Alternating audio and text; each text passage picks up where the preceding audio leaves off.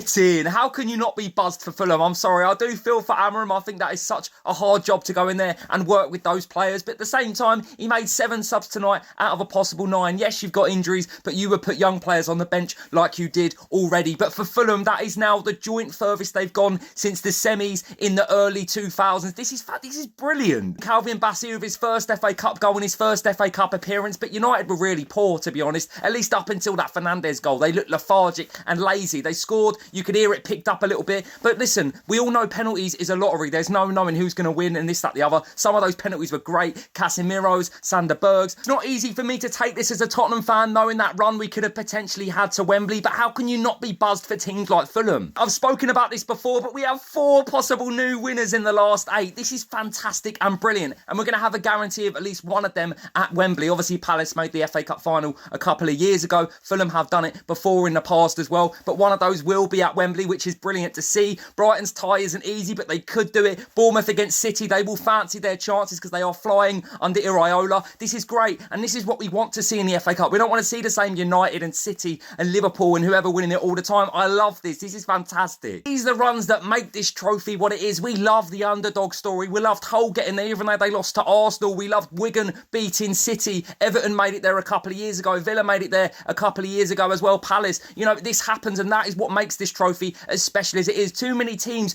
treat this trophy like it's nothing. They don't respect it. And I love that these teams are finally starting to see how much it can mean to win it for the fans.